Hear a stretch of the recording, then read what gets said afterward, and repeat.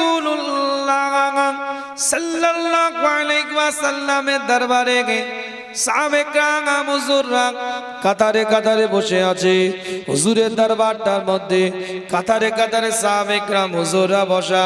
আল্লাহ নবী ওই সাহাবে کرام হুজুরদের দিকে লক্ষ্য করে একজন সাহাবে کرام হুজুর আসার আগেই বলছে আমি নবী আমি রাসূল এলান করে দিলাম এই মজলিসের মধ্যে এমন একজন ব্যক্তি আসবে যেই মানুষটাকে আমার আল্লাহ পাক জান্নাতি বানিয়ে দিয়েছে।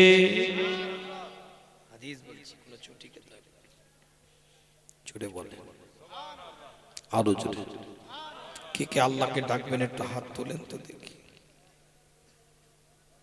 এইভাবে হাতটা তুলে এটা তাকবীরের ধ্বনি দেন নারায়ে তাকবীর মুসলমানের মতন আওয়াজ দেন নারায়ে তাকবীর ईमानदारेर मतन झटका दिए बोलें नाराये तकबीर नाराये तकबीर।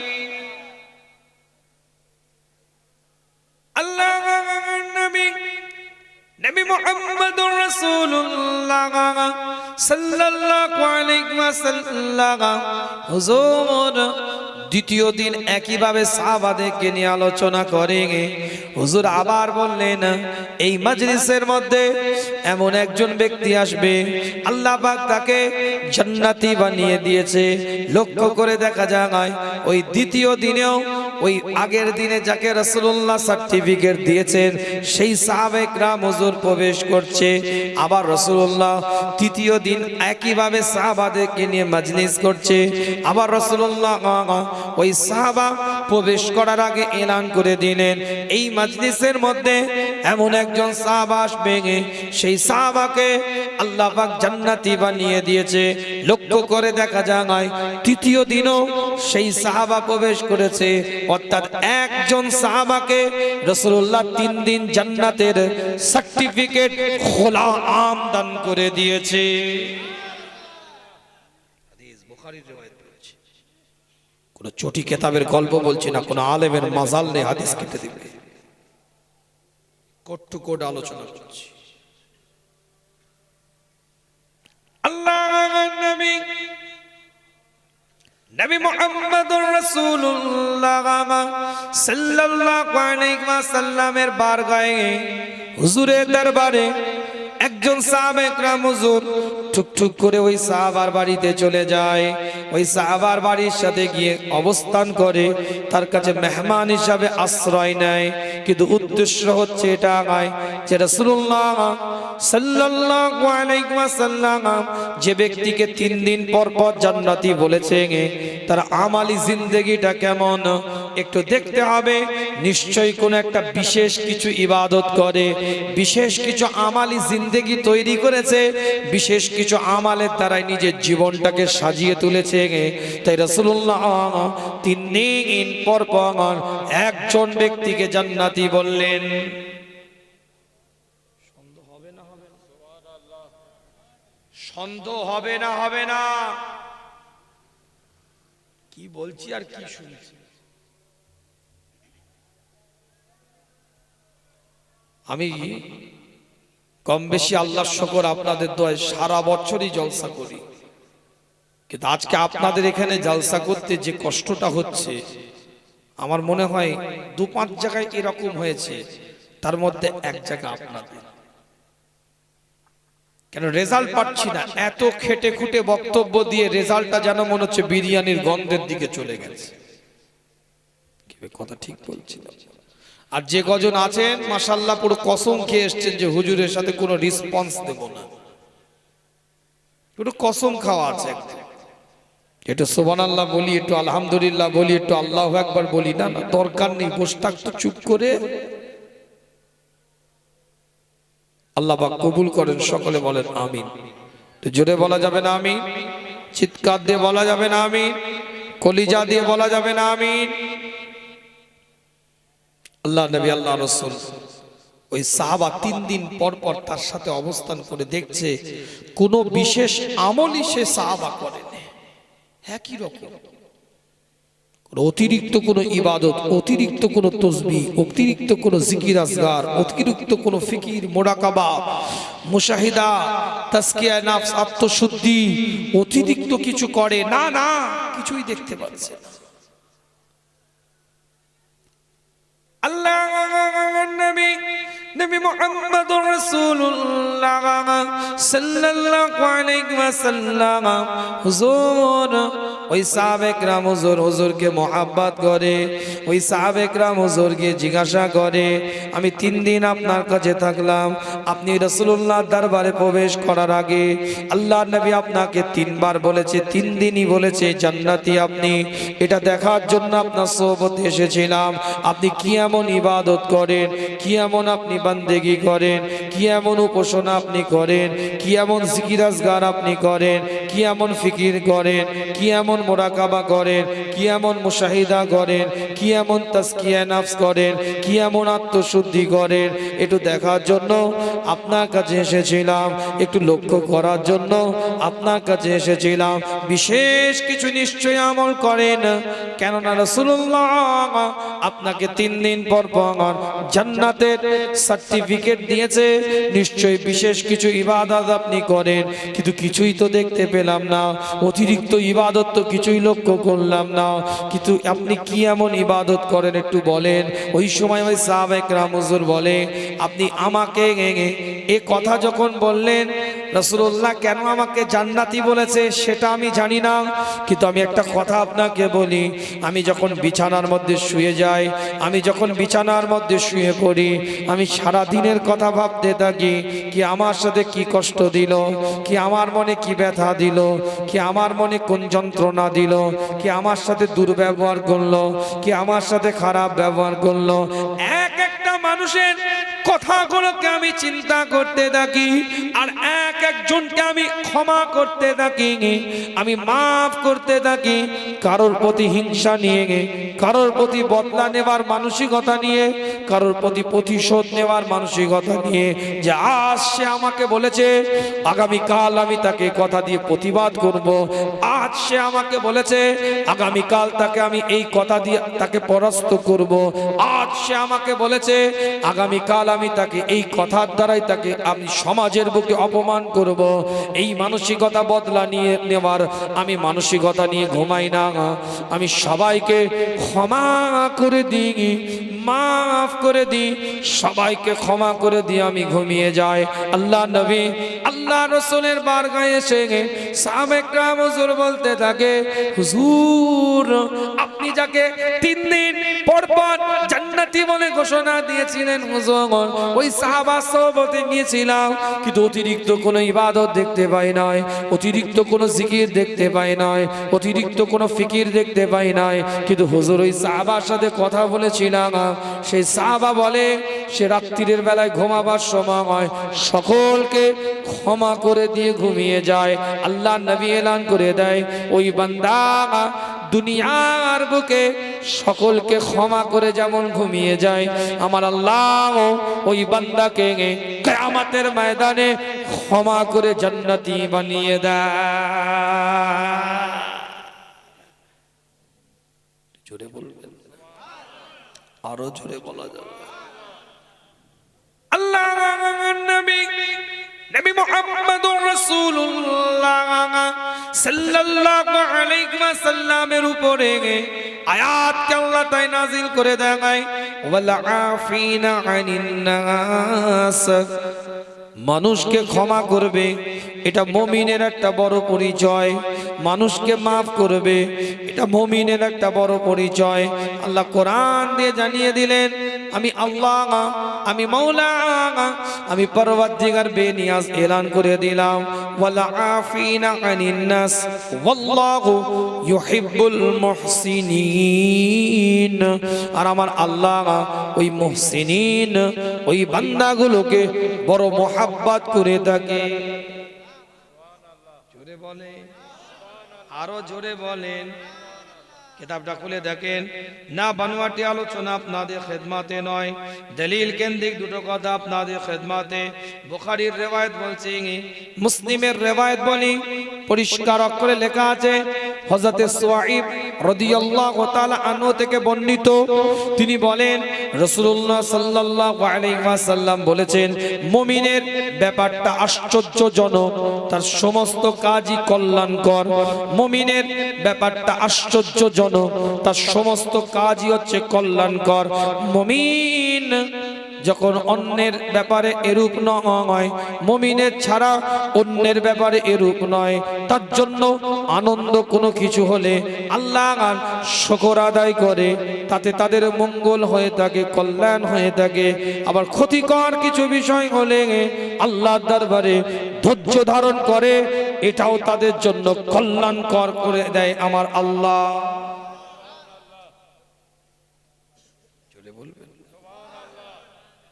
মুমিনের বিষয়টা আশ্চর্যজনক। মুমিন ছাড়া অন্য কোনো বিষয় এরকম আশ্চর্যজনক কারোর জন্য নয়। যখন আল্লাহর পক্ষ থেকে তাদের কাছে নিয়ামত আসে, তারা শুকরগুজার করে, আল্লাহর দরবারে শুকরিয়া আদায় করে।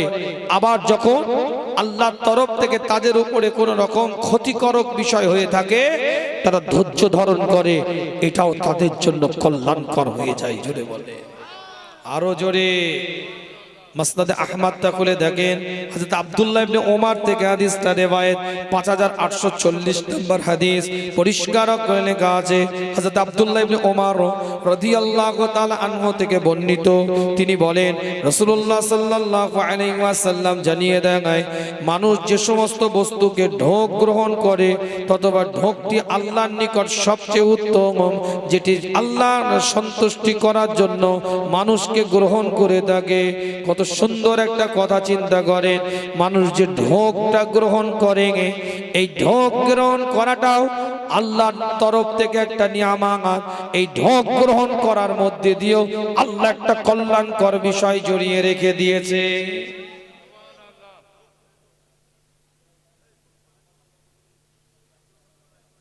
কেন, কি হয়েছে?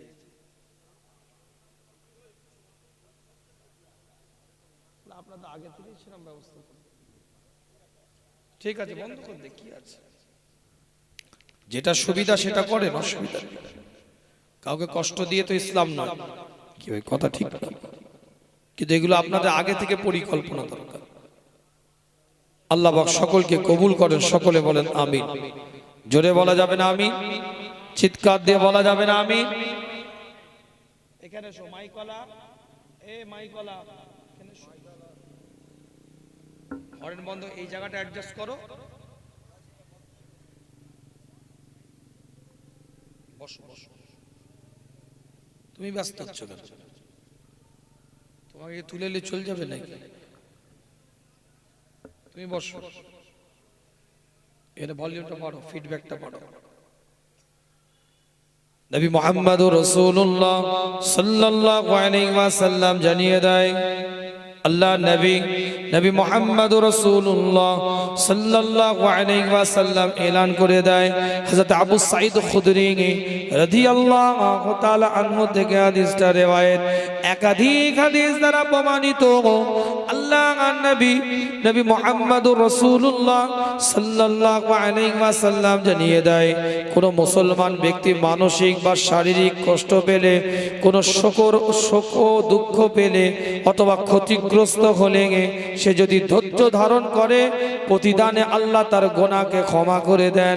এমনি যদি সামান্য একটি কাঁটাও তার পায়ের মধ্যে বেঁধে যায়, আমার আল্লাহ এই কাঁটা বাঁধার কারণে, কাঁটা ফুটে যাওয়ার কারণেও তার জীবনের গুনাহগুলোকে আল্লাহ মাফ করে দিতে থাকে।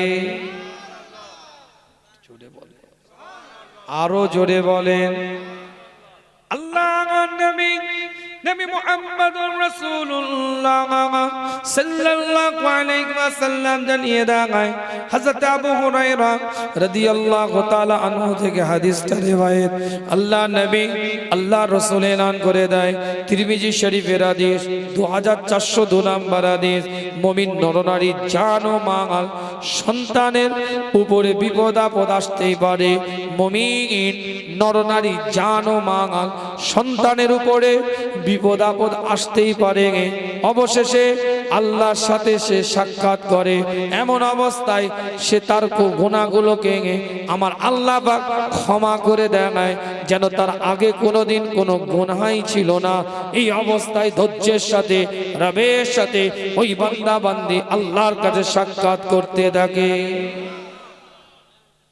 জোরে বলবেন আরো জোরে বলা যাবে না চিৎকার দিয়ে বলা যাবে না وعن ابي هريره رضي الله تعالى عنه قال قال رسول الله صلى الله عليه وسلم الله نبي محمد رسول الله صلى الله عليه وسلم الصحابه اعلان করে দেয় عن ابي هريره ان رسول الله صلى الله عليه وسلم قال يقول الله تعالى ما لعبده المؤمنين عندي أزار আল্লাহ রাসূল এলান করছে পরিষ্কার করে লেখা আছে আল্লাহ নবী জানিয়ে দেয় আল্লাহ মুমিন বান্দাদের জন্য আমার নিকট থেকে জান্নাত ছাড়া আল্লাহ মুমিন বান্দাদের জন্য আল্লাহ বলছে আমার নিকট থেকে জান্নাত ছাড়া আর কোনো পুরস্কার নাই যখন আমি দুনিয়া থেকে তাদের প্রিয়জনগুলোকে নিয়ে নিয়ে তারা সওয়াবের আশায় ধৈর্য ধারণ করে থাকে এই ধৈর্য ধারণ করাটা আমি রাসূল আল্লাহ জানিয়ে দিই আমি রাসূলুল্লাহ এলান করে দিচ্ছি আল্লাহর তরফ থেকে ওই বান্দার জন্য জান্নাত ছাড়া আর কিছু নয় ডাইরেক্ট আল্লাহ বলছে তাদের প্রিয়জনকে আমি আল্লাহ কেড়ে নিয়ে নি তারা সওয়াবের আশায় আমার দরবারে ধৈর্য ধারণ করে আমি আল্লাহ ওই বান্দার জন্য ধৈর্য ধারণ করার জন্য জান্নাত ছাড়া আর কোনো বিকল্প পুরস্কার তাদের জন্য রাখি না জোরে বলবেন না আরো জোরে বলবেন না কত বড় নিয়ামত চিন্তা করে দেখে অন্যটা হাদিসের মধ্যে পাওয়া যায় আল্লাহ নবী মুহাম্মদুর রাসূলুল্লাহ সাল্লাল্লাহু আলাইহি ওয়াসাল্লামের সাহাবা হযরত আনাস ইবনে মালিক থেকে হাদিসটা রওয়ায়াত তিনি বলেন রাসূলুল্লাহ সাল্লাল্লাহু আলাইহি ওয়াসাল্লামকে বলতে শুনেছি আল্লাহ তাআলা বলেছেন আমি যখন আমার বান্দা তার দুটো প্রিয় বস্তুর মাধ্যমে পরীক্ষা করে থাকি তার দুটো চোখের দৃষ্টিশক্তিকে নষ্ট করে দিই আর তাতে সে সবর করে তখন আমি তাকে বিনিময় জান্নাতটা দান করে দিই আল্লাহর নবী মুহাম্মদুর রাসূলুল্লাহ সাল্লাল্লাহু আলাইহি ওয়াসাল্লামের সাহাবা আবার হযরত আবু হুরায়রা থেকে হাদিসটা রওয়ায়াত আন আবি হুরায়রা قال قال رسول الله صلى الله عليه وسلم من يريد আল্লাহ রাসূল জানিয়ে দিচ্ছে পরিষ্কার করে লেখা আছে আল্লাহর নবী জানিয়ে দেয় আল্লাহ যার কল্যাণ চান তাকে বিপদে ফেলে থাকেন আল্লাহ যার কল্যাণ চান তাকে বিপদে ফেলে থাকেন এর দ্বারা স্পষ্ট বোঝা যায় বিপদ আমাদের জন্য আসবে মুসিবত আমাদের জন্য আসবে এই মুসিবত আমাদেরকে সবর ইখতিয়ার করতে হবে এক একটা বান্দাকে আল্লাহ কবুল করে নেবে ওলিদের মাকাম দান করে দিবে মর্যাদা ওয়ালা বানিয়ে দিবে মর্তবা ওয়ালা আমার আল্লাহ পাক বানিয়ে দিবে নেককার বান্দা বান্দীদের তালিকায় আমার আল্লাহ পাক নামটাকে নথিভুক্ত করে দিবে জোরে বলবেন আরো জোরে বলবেন আল্লাহ নবী মুহাম্মদুর রাসূলুল্লাহ সাল্লাল্লাহু আলাইহি ওয়াসাল্লামের উপরে এক একটা কোরআনের আয়াতকে আল্লাহ পাক নাযিল করে দেয়। আল্লাহ পাক কোরআনের মধ্যে জানিয়ে দেয়, পরিষ্কার করে লেখা আছে সূরার নাম সূরাতুল আল ইমরান, 3 নম্বর সূরার 135 নম্বর আয়াতের মধ্যে আল্লাহ পাক এলান করছে, আল্লাহ পাক কোরআন দিয়ে জানিয়ে দেয়, পরিষ্কার করে লেখা আছে আল্লাযীনা ইউনফিকুনা ফিস সাররাই ওয়াদ দাররাই ওয়াল কাযিবিনাল গায়জ ওয়াল আফিনা আনিন নাস ওয়াল্লাহু ইউহিব্বুল মুহসিনিন। এর আয়াতের পরের আয়াতে আল্লাহ পাক জানিয়ে দেয়, তোরা আমার দরবারে, আমি আল্লাহ আমার দরবারে, আমি মাওলা আমার দরবারে যদি কোনো অপরাধ করে ফেলিস, যদি কোনো খাতা করে ফেলিস, যদি কোনো বাজে কাজ করে ফেলিস, আও যালামু আনফুসাকুম, নিজের নফসের উপরে যদি অত্যাচার করে ফেলিস, এই অবস্থায় তোরা কি করবি? যাকারুল্লাহ, আল্লাহ দায়িত্ব নিয়ে বলছে তোরা আমি আল্লাহ আমাকে স্মরণ করবি। যাকারুল্লাহ, আমি আল্লাহ আমাকে স্মরণ করবি। কেন স্মরণ করবি সেটাও আল্লাহ কোরআন দিয়ে বলছে, ফাস্তাগফারু লিযুনুবিহিম, নিজেদের গুনাহ থেকে বাঁচার জন্য আমি আল্লাহ আমাকে স্মরণ করবি, আমি রব আমাকে স্মরণ করবি, আমি মাওলা আমাকে স্মরণ করবি। ফাস্তাগফারু লিযুনুবিহিম, নিজেদের গুনাহ থেকে বাঁচার জন্য। ওয়া মাইয়াগফিরুয যুনুবা ইল্লাল্লাহ, আমি আল্লাহ ছাড়া কে আছে তোদেরকে ক্ষমা করবে? অর্থাৎ আমি আল্লাহ তোদেরকে ক্ষমা করে দেব, মাফ করে দেব।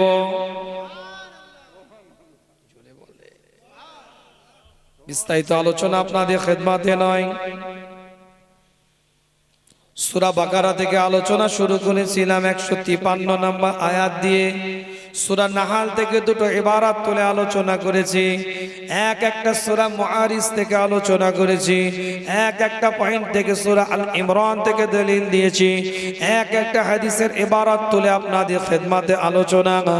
বিস্তারিত কথা বলে আপনাদেরকে কষ্ট দিতে চাই না।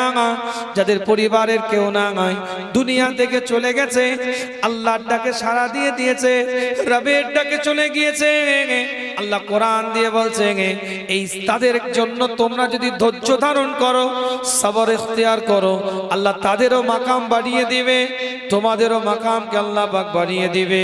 আল্লাহ কোরআন দিয়ে জানিয়ে দেয়, সূরার নাম সূরাতুল জুমআ 8 নম্বর আয়াতের মধ্যে পরিষ্কার করে লেখা আছে, আমার আল্লাহ পাক জানিয়ে দিচ্ছে, কুল ইন্নাল মাউতাল্লাযী তাফিরুনা মিনহুম ফাইন্নাহু মুলাকীকুম।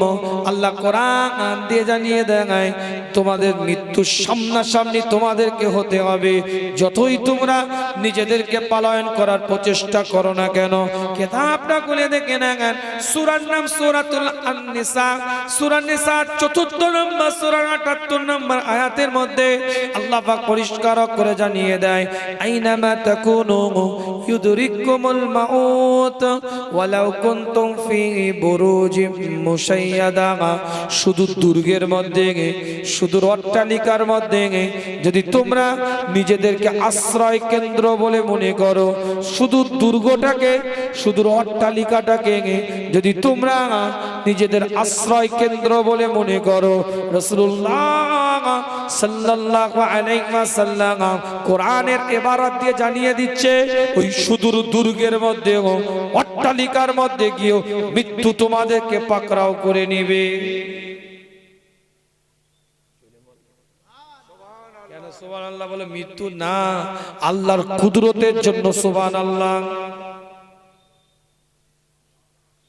আল্লাহ নবী মুহাম্মদুর রাসূলুল্লাহ সাল্লাল্লাহু আলাইহি ওয়াসাল্লামের বারগাহে সাহাবায়ে কেরাম হুজুররা বসা, হুজুরের দরবারটার মধ্যে সাহাবায়ে কেরাম হুজুররা কাতারে কাতারে বসে আছে। আল্লাহ নবীর দিকে তাকিয়ে জিজ্ঞাসা করে, ইয়া রাসূলুল্লাহ, ইয়া হাবিবাল্লাহ, হুজুর ধৈর্য ধারণ করো, ধৈর্যের উপরে তোমরা কাজ করতে থাকো, আল্লাহ পাক এই ধৈর্যের উপরে, সবরের উপরে তোমাদেরকে তৌফিকের ফলটা দান করে দিবে। জোরে বলবেন, আরো জোরে বলা যাবে না? অন্য একটা আয়াতের মধ্যে আল্লাহ জানিয়ে দিলেন, পরিষ্কার কোরআন তার ভাষার মধ্যে এলান করছে, সূরার নাম সূরাতুল পরিষ্কার অক্ষরে কোরআন তার ভাষার মধ্যে 46 নম্বর সূরার 35 নম্বর আয়াতের মধ্যে বলছে, অতএব তুমি ধৈর্য ধারণ করো, যেমন ধৈর্য ধারণ করেছিল দৃঢ় সংকল্প অধিকারী রাসূলগণ, যেমন নবী রাসূলরা ধৈর্য ধারণ করেছিল, সেই রকম তোমরা ধৈর্য ধারণ করো, সবর ইখতিয়ার করো। আল্লাহ পাক মাকামকে বাড়িয়ে দিবে, মর্যাদাকে আল্লাহ পাক বাড়িয়ে দিবে। হাদিস দ্বারা প্রমাণিত, না বানওয়াটি আলোচনা আপনাদের খিদমতে নয়, দলিল ভিত্তিক কথা আপনাদের খিদমতে। সহিহ বুখারীর মধ্যে এসেছে পরিষ্কার করে 5684 নম্বর হাদিস, মুসলিম শরীফ মুত্তাফাকুন আলাইহি হাদিস দ্বারা প্রমাণিত 6405 নম্বর হাদিস। আন আবি হুরায়রা রাদিয়াল্লাহু আনহু আন্না রাসূলুল্লাহ সাল্লাল্লাহু আলাইহি ওয়াসাল্লাম قال ليس الشديد بالسرعة إنما الشديد الذي يملك نفسه عند الغضب। আল্লাহ পাক কোরআন দিয়ে একাধিক আয়াতে জানিয়েছে, রাসূলুল্লাহ সাল্লাল্লাহু আলাইহি ওয়াসাল্লাম জানিয়ে দেয়, সব থেকে হাদিস রিওয়ায়াতকারী সাহাবাদের মধ্যে সর্বাধিক যিনি হাদিস রিওয়ায়াত করেছেন, 5374টা হাদিস রিওয়ায়াত করেছেন, সে হযরত আবু হুরায়রা থেকে হাদিসটা রিওয়ায়াত। আল্লাহ নবী মুহাম্মদুর রাসূলুল্লাহ সাল্লাল্লাহু আলাইহি ওয়াসাল্লাম জানিয়ে দেয়, লাইসা শাদীদু বিশ-শুরআতি ইন্নামাশ শাদীদুল্লাযী ইয়ামলিকু নাফসাহু ইনদাল গাযাব। ওই ব্যক্তি আল্লাহর দরবারে বাহাদুর নয় যে কুস্তিগিরি করে ওই কুস্তিগিরিকে হারিয়ে দিয়েছে, ওই ব্যক্তি আল্লাহর দরবারে বাহাদুর নয়। প্রকৃত বাহাদুর সেই যে নিজের রাগটাকে নিয়ন্ত্রণ করেছে, সবর ইখতিয়ার করেছে, ওই ব্যক্তিটা আল্লাহর দরবারে সব থেকে বাহাদুরের খাতায় নামটাকে আল্লাহ লিপিবদ্ধ করে দিয়েছে। ক্ষমতা, 6 pack 8 pack, ল্যাট, muscle, chest, tricep, bicep, figure নিয়ে ক্ষমতা দেখিয়ে পাওয়ার দেখিয়ে কাউকে হারিয়ে দিয়েছে, এ ব্যক্তিটা বাহাদুর নয়। রাসূলুল্লাহ বলছে, লাইসা শাদীদু বিশ-শুরআতি ইন্নামাশ শাদীদুল্লাযী ইয়ামলিকু নাফসাহু ইনদাল গাযা। ওই ব্যক্তি সবথেকে বাহাদুর যে ব্যক্তি নিজের রাগের অবস্থায় নিজের রাগটাকে নিয়ন্ত্রণ করেছে, সবর ইখতিয়ার করেছে। জোরে বলা যাবে না, রাগ হবে না এটা নয়, এটা ব্যাখ্যা ভুল নেবেন না। আদম সন্তান রাগ থাকবে, এটা রাগ থাকাটা একটা সফটওয়্যার ইনস্টল করা আছে মানুষের, কিন্তু রাগের প্রয়োগের ক্ষেত্রে সতর্কতা, অ্যাপ্লাইয়ের ক্ষেত্রে, কার্যকারিতার ক্ষেত্রে সতর্কতা অন্য আয়াতের মধ্যে এসেছে, বিরাট ব্যাখ্যা এসেছে। সূরা আল ইমরান 3 নম্বর সূরা 133 নম্বর আয়াতটা খুলে দেখে, আল্লাহ নবী মুহাম্মদুর রাসূলুল্লাহ সাল্লাল্লাহু আলাইহি ওয়াসাল্লামের উপরে একটা কোরআনের আয়াত আল্লাহ পাক নাযিল করে দেয়। পরিষ্কার কোরআন তার ভাষার মধ্যে দিয়ে এলান করে দিচ্ছে, ওয়াসারিউ ইলা মাগফিরাতিম মির রাব্বিকুম ওয়া জান্নাতিন আরদুহাস সামাওয়াতু ওয়াল আরদু উইদ্দাত লিল মুত্তাকিন।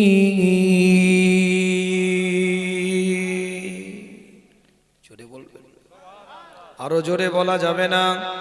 আল্লাহ কোরআন দিয়ে বলছেন, ওয়াসারিউ ইলা মাগফিরাতিম মির রাব্বিকুম, তোমরা আল্লাহর ক্ষমার দিকে নিজেদেরকে ছোটাও, আল্লাহর ক্ষমার দিকে তোমরা নিজেদেরকে ধাবিত করো, আল্লাহর ক্ষমার রাস্তার দিকে তোমরা নিজেদেরকে পরিচালিত করো। আল্লাহ কোরআন দিয়ে বলছে, আমি আল্লাহ তোমাদেরকে শুধু ক্ষমা করব এটা নয়, আমি আল্লাহ তোমাদেরকে একটা জান্নাত তোমাদের জন্য দান করে দেব।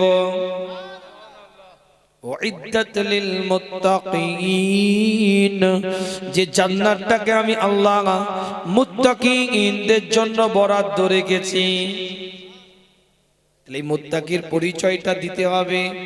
প্রথম পরিচয় হচ্ছে মুত্তাকি সবর করবে, ধৈর্য ধারণ করবে, যে হালে থাকুক না কেন, যে অবস্থায় থাকুক না কেন, আল্লাহর উপরে ভরসার জায়গা অটুট থাকবে।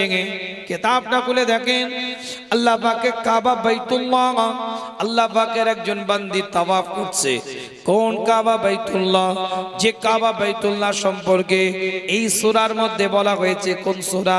সূরার নাম সূরাতুল আল ইমরান, ৩য় নাম্বার সূরা, ৯৬ নাম্বার আয়াতের মধ্যে বলা হয়েছে, ইন্না আউওয়ালা বাইতি উদিয়া লিন-নাস লাল্লাযী বিবাক্কাতা মুবারাকান ওয়া হুদাল লিল আলামিন।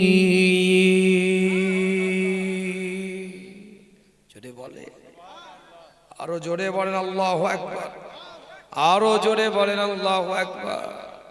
আল্লাহর নবী নবী মুহাম্মদুর রাসূলুল্লাহ সাল্লাল্লাহু আলাইহি ওয়াসাল্লাম আল্লাহ পাক জানিয়ে দেয়, পৃথিবীর প্রথম ঘর কাবা বাইতুল্লাহ, যেটা মানুষের জন্য আল্লাহ বরাদ্দ করেছে। লাল্লাযী বিবাক্কাতা, যেটা বাক্কার মধ্যে অবস্থিত, যেটা মক্কার মধ্যে অবস্থিত, যেটা বালাদুল আমিনের মধ্যে অবস্থিত। ওখানে যারা যাবে তারা মোবারক হয়ে যাবে। আমি বলি না, কোরআন জানিয়ে দেয় ওয়াহুদাল লিল আলামিন, এবং আমি আল্লাহ ওই জায়গাটাকে হেদায়েতের কারখানা হিসাবে কবুল করে নিলাম। আরে যে কজন আছেন সে কজনই বলে না। আল্লাহ পাকের বান্দি কাবা বাইতুল্লাহটাকে তাওয়াফ করে, হাজরে আসওয়াদে চুম্বনটা দেয়, মুনতাজিমের সামনে দাঁড়িয়ে দুটো হাত তুলে ফরিয়াদ করে, হাতিমের গা দিয়ে রুকনে ইয়ামিনের পাশ দিয়ে মিজাবকে সামনে রেখে রবের দরবারে দোয়া চায়, আল্লাহর দরবারে ফরিয়াদ করতে থাকে। কাবা বাইতুল্লাহ তাওয়াফ করে আল্লাহ পাকের বান্দি কাবা বাইতুল্লাহর দিকে তাকিয়ে বলতে থাকে, এ রব্বিল কাবা, এই কাবার খোদা, আপনি যে হালে আমাকে রেখেছেন ওই হালে আপনার বান্দি আপনার উপরে খুশি। আবার তাওয়াফ করে, আবার বলতে থাকে, এই রব্বিল কাবা, এই কাবার খোদা, আপনি যে হালে আমাকে রেখেছেন ওই হালে আপনার বান্দি আপনার উপরে খুশি। একজন ব্যক্তি গিয়ে জিজ্ঞাসা করে, আপনার হালটা কেমন? আপনি কি এমন সিচুয়েশন ক্রিয়েট করছেন, কি এমন পরিস্থিতি দিয়ে আপনি সময় কাটাচ্ছেন যে আপনি বারবার এক কথা বলছেন, যে হালে আল্লাহ আপনাকে রেখেছে সেই হালে আপনি আল্লাহর প্রতি খুশি? কি এমন পরিস্থিতির মধ্যে দিয়ে আপনি কাটান? আল্লাহ পাকের বান্দি বলেন, তাওয়াফ শেষ করে আপনার সাথে আমি কথা বলি। তাওয়াফ শেষ করার পরে হাতিমের সামনে দিয়ে টুকটুক করে আগিয়ে গিয়ে কিতাবটা খুলে দেখেন, মাকামে ইব্রাহিমকে সামনে রেখে ওয়াজিবুত তাওয়াফ দুই রাকাত নামাজ আদায় করে সালাম ফেরাবার পরে ওই ব্যক্তির কাছে গিয়ে বলতে থাকে, আমার ছোট্ট একটা বোন, অবশ্যই সে আপনাকে বলতে পারে, কিন্তু এখনো পর্যন্ত এক সপ্তাহ তার বাকি আছে। কেন সে চাদরটা এত জোরে টানলো? হযরত ওমর ইবনে খাত্তাবকে ঠান্ডা করে আল্লাহ নবী মুহাম্মদুর রাসূলুল্লাহ সাল্লাল্লাহু আলাইহি ওয়াসাল্লামের এই সবর দেখে, এই ধৈর্যটা দেখার পরে, এই সবর ইখতিয়ারটা দেখার পরে, এই রাগটাকে নিয়ন্ত্রণটা দেখার পরে ইহুদি আওয়াজ দিয়ে বলতে থাকে, আমি তাওরাত, ইনজিল, জবুর, আসমানি আরো 3টে কিতাবের উপরে আমি পণ্ডিত্য অর্জন করেছি, আমি জ্ঞান অর্জন করেছি, সমস্ত কিতাব ছানবিন করে দেখেছি। আখেরি জামানায় একটা নবী আসবে, রাসূল আসবে, পয়গম্বর আসবে, সেই নবী, সেই রাসূল, সেই পয়গম্বর, সেই কিছু বৈশিষ্ট্যর কথা বলা হয়েছে। আমি আপনার মধ্যে সমস্ত বৈশিষ্ট্যগুলো দেখেছিলাম, আমি আপনার মধ্যে সমস্ত খুসুসিয়াতগুলোকে দেখেছিলাম, কিন্তু ওখানে বলা হয়েছে আখেরি জামানার মধ্যে যিনি নবী, রাসূল, পয়গম্বর হয়ে খাতামান নবীন হয়ে দুনিয়াতে আসবে, তিনি রাগ করবেন না, তিনি রাগটাকে নিয়ন্ত্রণ করবেন। আজ প্রমাণ হয়ে গেল। এটা দেখার জন্য হুজুর বিয়াদবিটা আমার ক্ষমা করবেন, হুজুর আপনি আমাকে মাফ করে দিবেন, হুজুর আমি বিয়াদবি করে ফেলেছি আপনার সাথে, হুজুর আপনি আমাকে কালমা পড়িয়ে দেন। এর দ্বারা এটাই প্রমাণ হচ্ছে আখিরি জামানার নবী হচ্ছে আপনি, খাতামান নবিয়্যিন হচ্ছে আপনি, ইমামুল মুরসালিন হচ্ছে আপনি, ইমামুল হুদা হচ্ছে আপনি, ইমামুল কিবলাতাইন হচ্ছে আপনি, হাবিব লবিব তাবিব হচ্ছে আপনি। আপনি ইমানের কালমাটা আমাকে পড়িয়ে দেন, শুধু আমাকে নয় আমার গোটা পরিবারকে আপনি ইমানের কালমা পড়িয়ে দেন, শুধু আমার পরিবারকে নয় আমার গোটা কওমকে আপনি ইমানের কালমা পড়িয়ে আজই এখনই আপনি মুসলমান করে দেন। কোরআন কি বললো ওখানে,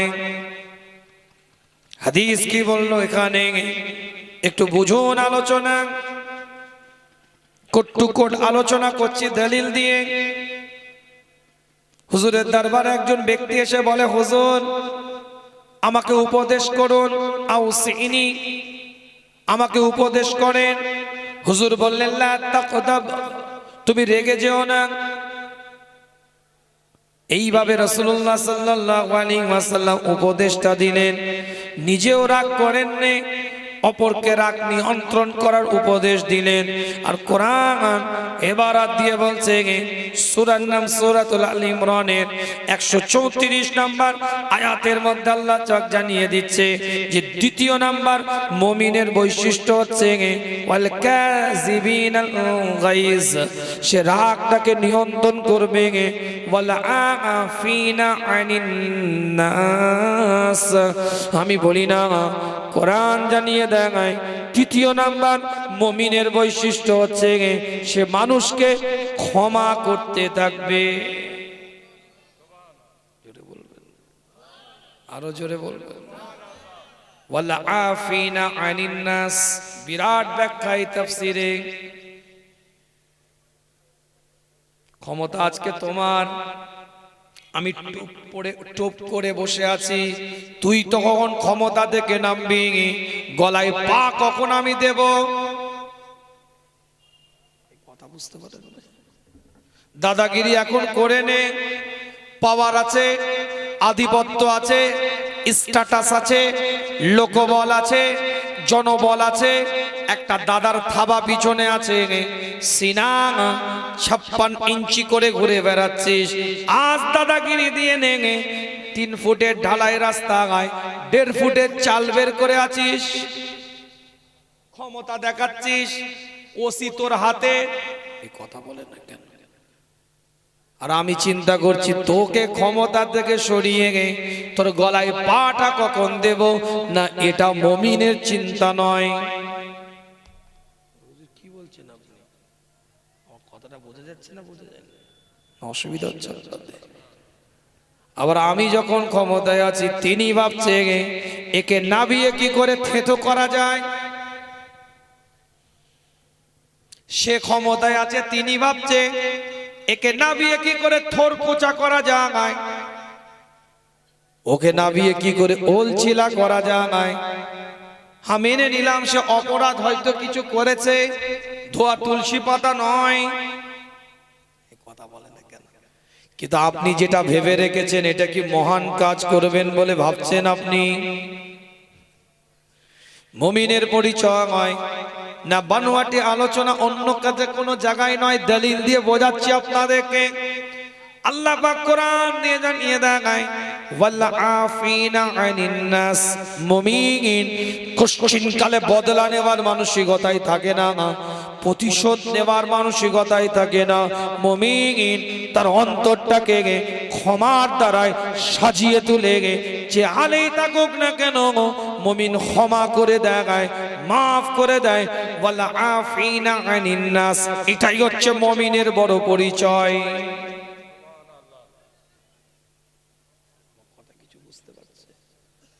প্রতিশোধ নেওয়ার জন্য ছক কষে না, বদলা নেওয়ার জন্য ম্যাপ আঁকে না, ওলছিলা করার জন্য, থেতো করার জন্য রুট তৈরি করে না। মুমিনের পরিচয় ওয়াল আফিনা আনিন নাস। আমাকে ধরে লাভ নেই, কোরআন বলছে আমি কি করব। মেনে নিলাম অপরাধ আছে, যাকে আপনি ক্ষমা করছেন সে অপরাধী বলেই তো আপনি ক্ষমা করছেন রে বাবা। এটা ঘুরিয়ে আবার বলার কি আছে যে হুজুর দোষটা ওর, আরে দোষ তার বলে যে তুমি ক্ষমাশীল হয়েছো।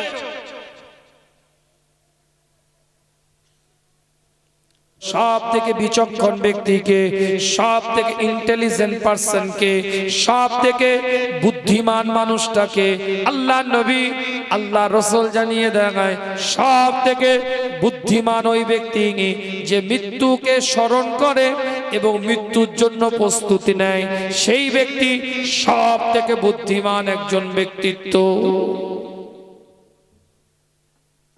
বুঝতে পারছে? আমার আব্বাজান হুজুর কেবলাকে আমি ডেলি আমার কথা বলছি, 15 থেকে 20 বার মৃত্যুর কথা বলতেন।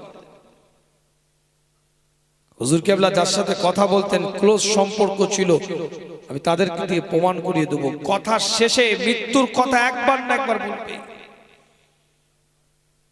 ডেলি 15 থেকে 20 বার মৃত্যুকে ইয়াদ করতে। আপনি বাড়ি আছে, টাকা আছে, অর্থ আছে, সম্পদ আছে, ব্যাংক ব্যালেন্স আছে, এলআইসি করে গেছেন, ছেলে বিরাট টাকার মালিক হয়ে যাবে আপনার মরে যাবার পরে, পরিবার দাঁড়িয়ে যাবে, ব্যাংক থেকে এসে সহযোগিতা করবে, আপনি বুদ্ধিমান নন। কোরআন বলছে, রাসূলুল্লাহর হাদিস বলছে, বুদ্ধিমান ওই ব্যক্তি যে মৃত্যুকে স্মরণ করে, মৃত্যুর জন্য নিজেকে প্রস্তুত রাখে। আপনি মনে করছেন 3টে ছেলেকে দাঁড় করিয়ে দিয়েছি ব্যবসায়, 2টো জামাই বড় আপনার চাকরিজীবী হয়ে গেছে, আমার কোনো চিন্তা নেই, আমি প্রতিষ্ঠিত। কথা কিছু বুঝতে পারছে?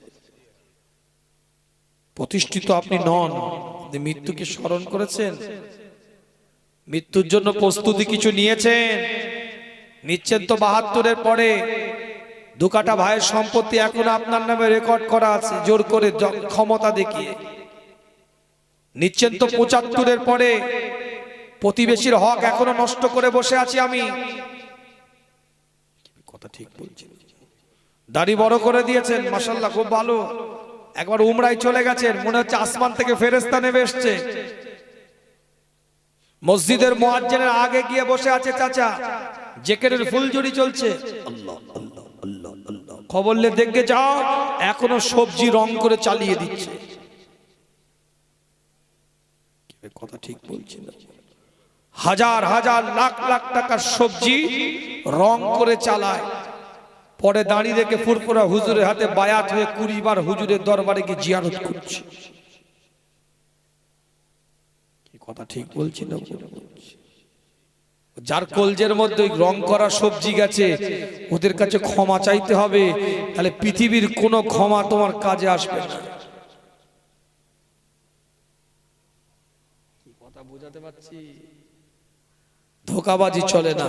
রাসূলুল্লাহ বলছে, আমার উম্মাত বেনামাজি হতে পারে, আমার উম্মাত রোজা নাও রাখতে পারে, আমার উম্মাত যাকাত নাও দিতে পারে, আমার উম্মাত হজ নাও করতে পারে, আমার উম্মাত কথা আপনার কি বলে কিছু গুনার কাজ করে ফেলতে পারে, আমার উম্মাত অপরাধ করতে পারে, কিন্তু আমার উম্মাত কোনোদিন মানুষকে, মুমিনকে, ঈমানদারকে, মানুষকে ধোঁকা দিতে পারে না।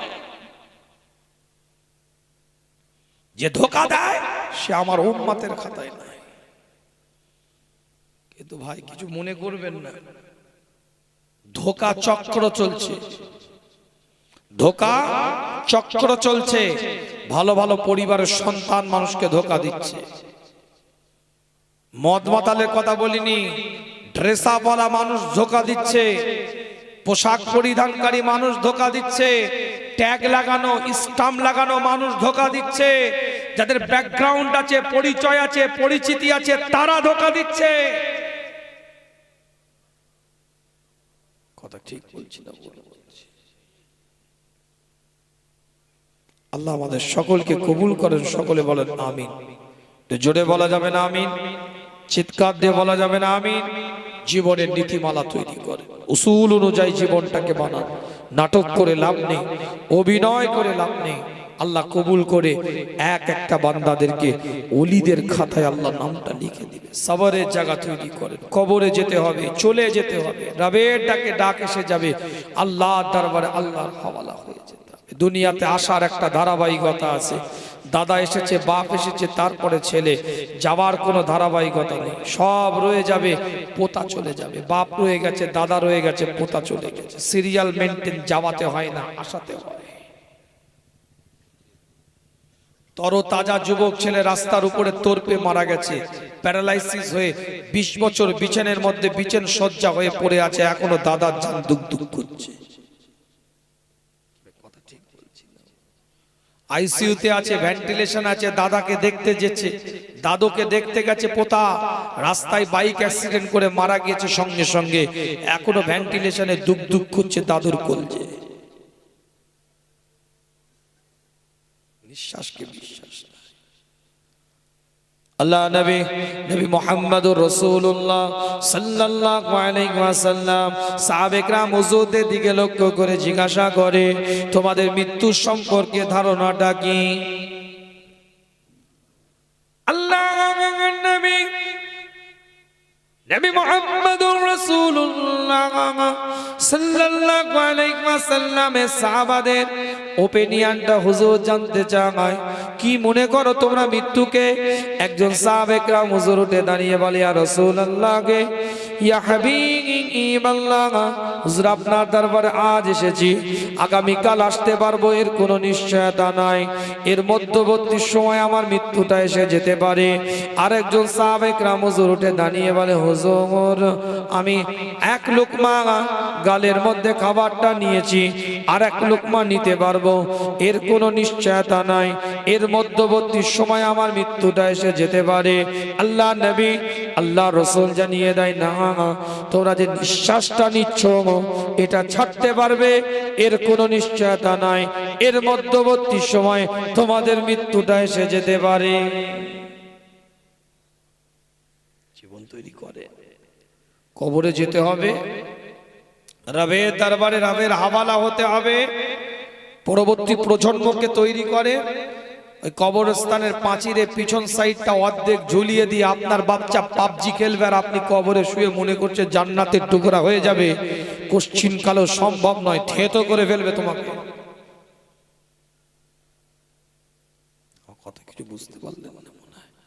রাস্তার ধারে কবরস্থানের পাঁচির পিছন সাইডটা অর্ধেকটা ঝুলিয়ে দিয়ে তোমার ছেলে ড্রিম 11 খেলবে, রামি সার্কেল খেলবে, সফটওয়্যার বেরিয়ে গিয়েছে, জুয়া খেলছে, পিকটু, লুডু, ক্যারাম বোর্ড, তাসের মাধ্যমে গোটা পৃথিবীব্যাপী নোংরামি চলছে, আর তুমি মনে করছো আমি জান্নাতের টুকরায় ঘুমাবো কবরে। ও ছেলের জন্য কবরের আযাব ভলিউম বেড়ে যাবে। কথাটা মনে বুঝতে পারবে? মা তাহাজ্জুদ গুজার, চাস্তের নামাজ পড়ে, ইশরাকের নামাজ পড়ে, সালাতুল আওয়াবির নামাজ পড়ে, শবে বারাতের রোজা, শবে মেরাজের রোজা, মুহররমের রোজা, মাসের 3 দিন, 13, 14, 15 রোজা, সপ্তাহে 2 দিন, সোমবার বৃহস্পতিবারের রোজা, কোন তসবিহ, কোন জিকির, কোন ইবাদত বাদ দেয় না। আর ওই মায়ের পাশে বসে মেয়ে ফোনে চ্যাটিং করছে, মেসেঞ্জারে ভিডিও কলিং করছে, ইমোতে রিলেশনশিপে জড়িয়ে আছে।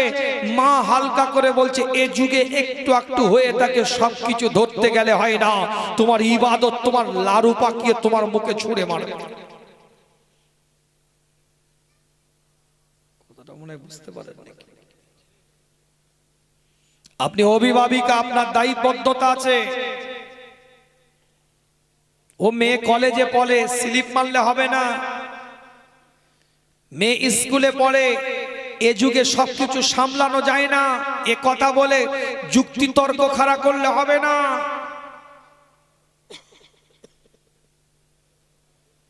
তুমি অভিভাবিকা, তোমার দায়বদ্ধতা আছে। আপনি অভিভাবক, আপনার দায়বদ্ধতা আছে শরিয়তকে শিখিয়ে যাবার, ইসলামকে বুঝিয়ে যাবার, কোরআনের বিধানকে জানিয়ে যাবার। তবে তুমি কবরের মধ্যে শুবে, ও সন্তান কবরের পাশ দিয়ে হেঁটে যাবে, আল্লাহ কবরটাকে জান্নাতের টুকরা বানিয়ে দেবে। জোরে বলবেন না? আরো জোরে বলা যাবে না? হযরত ঈসা আলাইহিস সালাম আল্লাহকে বলছে, আল্লাহ বান্দার কবরের পাশ দিয়ে হেঁটে গিয়েছে, দেখছে বিরাট আযাব হচ্ছে। একই কবরের পাশ দিয়ে ঈসা নবী হেঁটে এসেছে, দেখছে জান্নাতের একটা বিছানা আল্লাহ বিছিয়ে দিয়েছে। আল্লাহকে বলছে, আল্লাহ যাবার সময় দেখলাম আযাব হচ্ছে, আসার সময় দেখছি জান্নাতের টুকরা। দুনিয়া থেকে চলে যাওয়ার পরে তো সব আমল বন্ধ হয়ে যায়, আল্লাহ কি এমন ইবাদতের আপনি জান্নাতের টুকরা করে দিলেন তার কবরটাকে। কিতাবের রিওয়ায়াতের মধ্যে পাওয়া যায় আল্লাহ নবী হযরত ঈসা আলাইহিস সালামের দিকে লক্ষ্য করে আল্লাহ জানিয়ে দিলেন, ওই মানুষটা যখন মারা যায় তার স্ত্রীর পেটের মধ্যে একটা 6 মাসের বাচ্চা ছিল। আজকে ওই বাচ্চাটা 4 বছর, ওই মানুষটা মারা গিয়েছে, 3.5 বছরের বাচ্চাটা একটা জায়গায় গিয়ে শুধু বিসমিল্লাহ এই শব্দটা উচ্চারণ করেছে। আমি আল্লাহ এই বিসমিল্লাহ বলার কারণে ওই বাচ্চাটার ওসিলায় তার কবরটাকে জান্নাতের টুকরা করে দিয়েছি। সন্তান তৈরি করে যান, যে কবরের পাশ দিয়ে হেঁটে যাবে জান্নাতের টুকরা হয়ে যাবে। আমার মতন ভাড়াটিয়া বড় করা প্লেয়ারকে কদিনেই মাঠে খেলাবে? কি ভাই রাগ করছেন নাকি? কথা নিজে প্লেয়ার তৈরি করে যান, বাচ্চাগুলোকে তৈরি করেন, সন্তানগুলোকে তৈরি করেন। এই মায়েরা জীবন তৈরি কর মা, সময় এখন আছে। ইসলাম অধিকার দিয়েছে, সম্মান দিয়েছে, ইজ্জত দিয়েছে। যে বাড়িতে একটা কন্যা সন্তানের জন্ম হয় ওই বাড়ির দিকে আল্লাহ রহমতের দরজাগুলোকে খুলে দেয়। জোরে বলে। মেয়েদের অধিকার আছে। প্রত্যেকটা মা বোনদেরকে বলবো, যে কটা শাশুড়ি এখানে এসেছেন অনুরোধ করব শাশুড়িদেরকে, বৌমাগুলোকে নিজের মেয়ে মনে করেন। যে কটা বৌমা এসেছেন অনুরোধ করব আপনাদেরকে, শাশুড়িগুলোকে নিজের মা মনে করেন। সংসারে শান্তি থাকবে, সংসার শান্তি থাকবে। মেয়ে সংসারে বিবাহ দিয়েছেন, পরের বাড়িতে পড়ে আছে, জামাই হচ্ছে সোনার টুকরো, তখনই আপনার কাছে চাঁদের কোনা। জামাই পেয়েছেন আপনি তখনই বলেন যখন ওই আপনার জামাইটা আপনার মেয়ের কথায় উঠে আর বসে, তখন আপনি বলেন সোনার টুকরো একটা জামাই। আর ছেলে যখন আপনার বৌমার কথায় উঠে আর বসে বলে ড্যাম না ছেলে একটা। কি কথা ঠিক না? অপরাধ যদি করে থাকে দুজনই করেছে, ঠিক যদি করে থাকে দুজনই করেছে। দুজনই দুজনের বইয়ের কথা শুনেছে। জামাই শুনছে বলে বলছেন সোনার টুকরো, আর ছেলে যখন বৌমার কথা শুনছে বলছে ঢ্যাম নাচে। কি কথা ঠিক বলছি? যাক, আলোচনা বাড়াবো না। একদম ভারাক্রান্ত অন্তরণ নিয়ে, ব্যথা বেদনা কষ্ট নিয়ে কিছু কথা দাদা পীরের মোহাব্বতের মানুষগুলোকে একটু শোনালাম। আল্লাহ কবুল করেন। কিন্তু মনে রাখবেন, 1 মিনিটের জন্য আমি ফাঁকি মারিনি, এটুকু বলে গেলাম। প্রত্যেকটা কোট টু কোট আলোচনা করেছি। আমার হালাতের উপরে আজকে আমি আলোচনা করেছি, আমার সিচুয়েশনের উপরে আমি আজকে আলোচনা করেছি, সাবারের উপরে। আমি নিজেকে সান্ত্বনা দেওয়ার জন্য হাদিস কোরআনের দলিল আদিল্লা দিয়ে কথা বলেছি। আল্লাহর কোরআন আমাকে সান্ত্বনা দিচ্ছে, রাসূলুল্লাহর হাদিস আমাকে সান্ত্বনা দিচ্ছে, সেটা আপনাদেরকে শোনালাম, নিজের মনে তাসাল্লি করলাম। আল্লাহ আমাদের সকলকে কবুল করেন। সকলে বলেন আমিন। রাসূলুল্লাহর সাথে দাঁড়িয়ে একটু সালাতুস সালাম পাঠ করে ছোট্ট করে দোয়া করে আপনাদের খেদমত থেকে বিদায় নেব। ইয়া নবী সালাম।